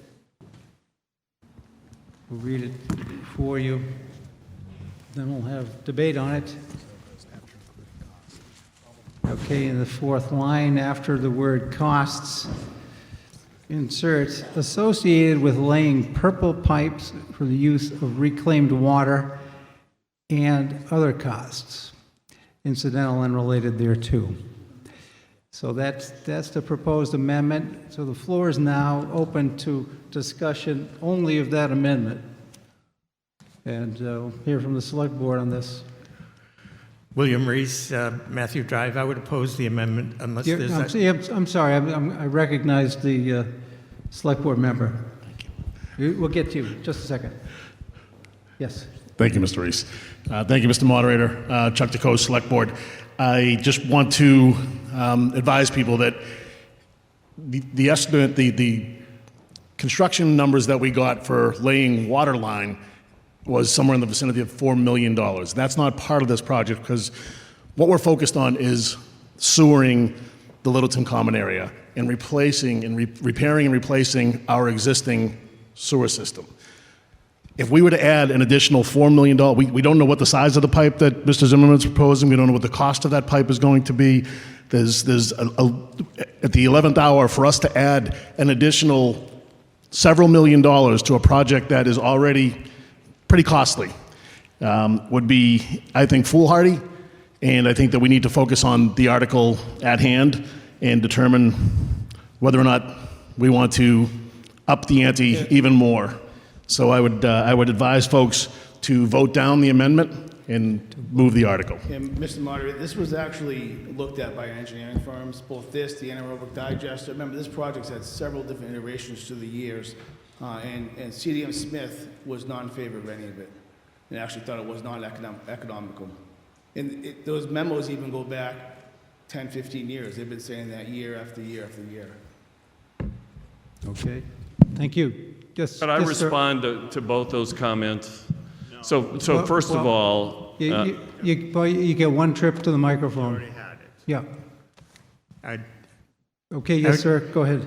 William Reese, Matthew Drive. I just echo Mr. DeCoste's comments that without a hard estimate of the costs involved, we should not vote on this amendment. We should not approve this amendment. Thank you.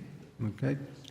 Yes, sir? Darrell Baker, Gristmill Road. While I acknowledge I did selective budget sniping tonight, trying to re-engineer a water project of this magnitude on the floor is inappropriate. We need to have accurate and complete cost estimates, and that work should have been done before this meeting, and it sounds like it was. Thank you. Okay. Yes. One question in terms of reuse. Is it feasible to use any of this water for irrigation at the high school where you can simply divert it from the leach field before just dumping it back into the ground?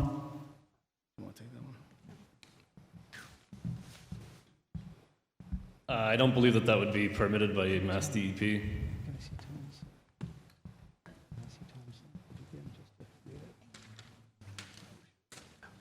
Okay. Yes, sir? Hi, Michael Greward, 64 Beaverbrook Road. Just clarifying, you were saying that the water is going to go back into the ground anyway, right? That's correct. So it's going to be reused For free. more yeah. or less? Yep. Yeah. Okay, thanks. Okay. Any further discussion on the proposed amendment? Which was to add in the fourth line after including costs, the words associated with laying purple pipes for use of reclaimed water and other costs, incidental and related thereto. Okay, all those in favor of the amendment signify by saying aye. Aye. Those opposed? No. Okay, the amendment fails. We're back to the main motion as read. Is there anyone else that wishes to speak to Article 23? Yes, sir. George Sanders, 672 Great Road. Mr. Moderator, on this particular article here, I believe it's in 2020, that the price on that was $28.5 million, and the water department or the sewer department worked down and they lowered that amount on that article down to 25 million. So when you take the numbers to what they're asking for now, because we weren't able to move and do at the time, the price has went up on the cost of doing business. So that's why we back up now to where we was originally at, and that increased by about $900,000, which brings us up to this $29.4 million. But the thing that's important about this is that no matter how we look at it, one of the problems that we have is the nitrogen that is getting into the water from our septic system. You have a choice. If it rises to a certain point, EPA is going to come in and tell you, you're going to do this. And you don't have no ifs and buts about it. So we're sort of kind of ahead the game here by going ahead and doing this and getting this particular thing in place where taxpayers are not paying any for this sewer except for the municipality buildings. We are paying that. All taxpayers are paying for the municipality buildings, okay? Other than that, as a taxpayer, you're not putting any money into this project. And this project requires the water department and sewer department to go forth, which is going to be less cost to run it because they're already an enterprise. Otherwise, when the select board had it, they was going to have to build an enterprise from ground up. Whereas that they transferred this off over to the enterprise at the water and light department, that saved a lot of money right there. So this project needs to go forward because we only got a short period of time here, and I believe these contracts, the bids they got here, need to get done by the 1st of July, somewhere in that neighborhood. So we need to make sure that we pass this and stop delaying, because every time we delay it, it is costing the town more money to do business. And we don't want to do that. And I think the FinCom and the Select Board and everything that they've been doing and helping with this sewer project. And I thank you, Mr. Moderator. Thank you. Anyone else? Oh, yes, come forward, please. Anyone else that wishes to be heard? Linda Stein, New Estate Road. I have a concern about the last sentence of this warrant article. The Select Board and any other appropriate officials or boards of the town are authorized to assess and collect betterments and/or assessments to offset the cost of this project. Who would those betterments or assessments be charged to? Would it be people in town who are not on this system, or would it only be people who are using the system? No, it's to the users, the people that connect. Only? Yep. Thank you. Thank you. Okay, well, I think the lack of people at the microphone does that for us. We're ready for a vote on Article 23. It's a borrowing, so it does require a 2/3 majority. And if we can do it by voice vote, and if it's obvious, so much the better. If it's not so obvious, we'll have a hand count on this. Anything from any of the boards, Finance Committee or Select Board? I don't want to step on anybody's toes. Okay, we're going to move to a vote now. All those in favor of the motion as read, please signify by saying aye. Aye. And those opposed? Okay, it passes by the necessary 2/3 majority, and I do declare it to be a vote. Thank you very much. We'll now move briefly to Article 24. There's no motion to be made under Article 24 this evening, which was fiscal year 2023 operating budget line item transfers. There are no motion. There's no motion to be made. We're going to pass over Article 24, so that brings us rapidly to the conclusion here tonight. And before we entertain a motion to dissolve, I want to once again thank the town clerk and her team, and the town administrator, finance director, select board, finance committee, LCTV, school department. You know, it takes a lot of people to put together a town meeting, and we always have outstanding cooperation from everybody. So thank you to them. Thank you to you for coming out tonight. And with that, we'll entertain a motion to dissolve. So moved. Second? Okay. All those in favor? Aye. Okay. This annual town meeting is dissolved, and we stand adjourned. Oh, good. Nice job. Yeah.